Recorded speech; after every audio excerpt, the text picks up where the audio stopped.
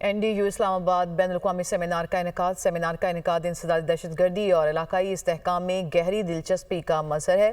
Seminar में इत्तफ़ाक़ किया गया कि पाकिस्तान आलमी जंग बराए इंसदादी दहशतगर्दी में सफ़े अव्वल रहा है। मज़ीद मालूमात हासिल करेंगे। ज़फ़र हाशमी इस्लामाबाद से हमारे साथ मौजूद हैं। जी ज़फ़र हाशमी, क्या डिटेल्स हैं मज़ीद इस सेमिनार से मुतालिक?